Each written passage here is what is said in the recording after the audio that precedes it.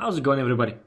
So before we get to today's topic, I want to quickly clarify a few things about the last video, not in terms of content, but more about the format, or rather its representation. Some of you, rightfully so, complained about the 9 to 16 format. The reason for that is that YouTube apparently has been promoting their shorts feature a lot, which means vertical videos which are under 1 minute in length. If your video fulfills those criteria, then you show up in that special new tab for mobile users. I'm in a unique position to actually test this, so I wanted to see for myself whether it was true. So yeah, YouTube's pushing hard to compete with TikTok. Great times. We all wanted more videos like that on every platform we visit, right? But yeah, I'll keep you guys updated in case anyone's actually interested in this. And don't get me wrong, I don't want to complain about additional opportunities for content creators. I'll link to more info down below in case anyone's interested in this for their own channel. But for now, I'll leave it at the one unless some insane opportunity presents itself. Alright, then today's topic, we're keeping it light for now. I'd make a joke about being hungover, but it's the wrong year, and not everyone's old as fuck to still feel a hangover a couple of days after. Nevertheless, we're going to get into more competitive topics soon enough. Today, it's all about fashion and customization. Because let's not kid ourselves, a lot of you play this game like medieval dress-up Barbie. I'm not judging, fashion's important. It is a massive factor why people are drawn to this game actually. You'd think it's about the combat and the fantasy element and whatnot, but I'd bet money that many people really enjoy the customization and all the options this game has to offer in that department.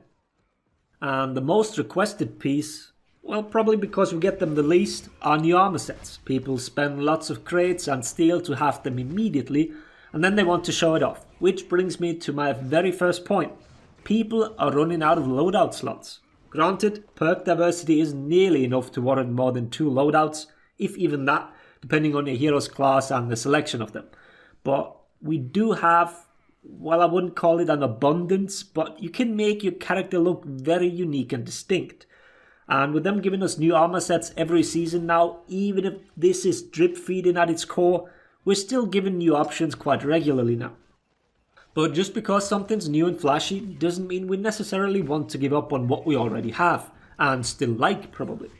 I remember a long time ago Damien talked about loadout slots on the Warriors Den. I think it was actually in the first year, but since then we haven't really heard much, or rather anything about it. At the moment we're stuck with 3. And people felt the need for more back then already. I don't think I need to explain that with all the extra options, that need hasn't really gone down. So I'm quite surprised we haven't seen extra loadout slots yet. It is also possible to monetize it, make it cost a bit of steel to unlock extra ones, make it on a per character basis.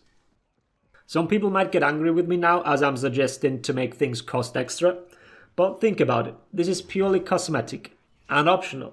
And many of you will probably not even feel the need to unlock more than maybe 2 or 3, and some probably don't need any extra slots at all. But Ubisoft is interested in draining us of as much steel as they can, so cosmetic options are the least invasive ones. Fact of the matter is that we have enough variety in a lot of areas. It's not just the armor and the gear perks associated with it, because as you've seen in the title of the video already, another point I want to bring up are emote and execution wheels. We're at the point in the game where we have many more emotes and executions available than we can use.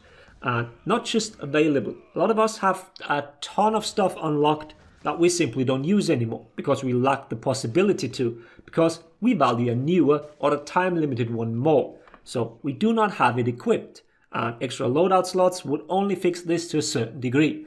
So what are these emote and execution wheels that I'm suggesting? Other games call it radial menu and, well, I don't know what else. It's a round circle appearing around your character and then you select what emote to use. This would give you the option to use more than the currently 4 we have available for each loadout. Functionality wise, they'd work like this. Holding down the emote button would bring up the menu. So you hold down Y, triangle or F I think on the keyboard, then you select with the stick or mouse. But what about the emote spam? Yes, that one's important in For Honor. So that very emote button that you hold down to bring up the menu, you can also just tap.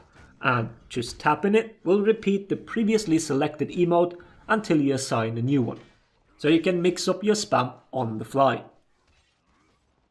For executions, this might be a little trickier, so just as extra info, for emotes, keyboard and mouse don't use a hold button mechanic, but for executions they do. So executions work the same on all input methods. At the moment, you have 2 by tapping a button and then another 2 by holding respective buttons. And because executions actually have a gameplay impact, it's still important to be able to easily select them. So I think pre-assigning them, as we do now, should still be a feature. Only one of the 2 buttons should bring up the menu by holding it down. Without a doubt, it is more cumbersome to select an execution like that, especially as it is time sensitive.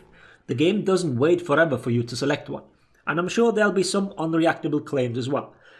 For emotes, you have all the time in the world, and if you decide to be stuck in the emote wheel while an opponent approaches, well then I guess you can only blame yourself.